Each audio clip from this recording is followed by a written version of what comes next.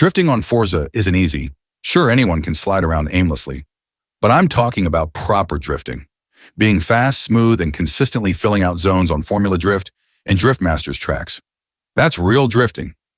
In this video, we're going over how to properly set up, modify, and tune a drift car to be competitive in Formula Drift, all while staying smooth, fast, and relatively easy to drive. First of all, we need a car. As always, I prefer to start with a Formula Drift car.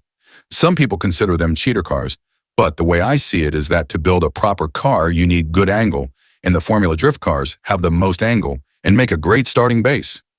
For this video, we're choosing the Formula Drift C6 Corvette. It's powered by a 1,000 horsepower LS V8 and is a great chassis to start with. For the modifications, we will begin with tires. You want to run the stock drift tires? Keep the factory 265s for the front, but run 295s in the rears. For wheels, run anything lightweight. Make sure to keep the factory rear track width as this helps with forward drive. For transmission, we will switch to the 4-speed transmission and we will run the stock drift differential. The 4-speed gearbox allows us to reduce weight and still keep all the usable gears. For brakes, we will upgrade to race. While the extra braking power isn't necessary, we do unlock brake bias control and tuning, and we reduce weight. For suspension, we will obviously keep the factory drift suspension angle kit. For the engine, we will select the only available upgrade, which is an intercooler. This allows us to increase power and torque slightly while gaining minimal weight. Next, let's start tuning. For the tire pressures, we are going to be running 32.5 psi front and 17.5 psi rear. I find this gives a good balance of rear grip and not too much interference from the fronts. For gearing, we're going to select a final drive of 3.24. First gear is set to 2.74 second gear, 1.74 third gear, 1.34, and finally fourth gear is 1.04. Now for the most important aspect, alignment. For the camber, we're running 5 degrees front. This allows for a flat contact patch at full lock. For the rear, we're running negative 0.5 degrees. This allows for flat contact patch under suspension squat. For toe, we're going with 0.2 degrees of toe out in the front. This makes the front steering more responsive. For the rear, we're running 0.6 degrees of toe in.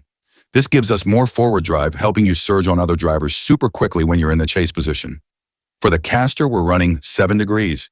This is the specter for making this specific car feel good in Forza. It makes the car snap back to a big angle and not feel lazy on transition.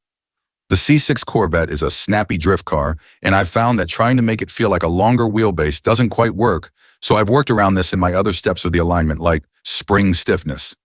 For the anti-roll bars, we're running 30.9 in the front and 0 in the rear.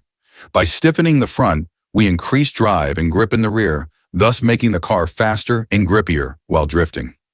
For springs, we're going with 91.5 kilograms force in the front and 49.8 kilograms force in the rear. Once again, the aim here is to improve rear grip and gain not too much grip from the front. For ride height, we're running 3.5 inches in the front and 4.9 inches in the rear. This allows the shocks to have enough travel to create grip. If you want less grip, start with increasing tire pressures, but you can also reduce ride height.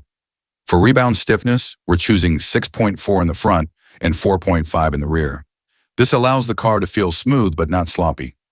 For bump stiffness, we're going with 4.9 front and 3.1 rear. Now, on to brake bias. We're running 40% rear brake force. This allows us to confidently use the left foot brake when mid-drift without slowing the car down too much. For the differential, we're going to select 100% for both acceleration and deceleration. This mimics a locked or two-way differential, which is key for drifting. You now have a Formula Drift spec Corvette pushing out over 1,000 horsepower. This car is tuned to be fast, grippy, snappy, and yet still easy to drive, providing a fast, aggressive, but smooth lap, just like your favorite FD driver. If you have other cars you'd like tunes for, comment down below and I'll add them to the list. Thanks for watching, and let me know if this video helped you.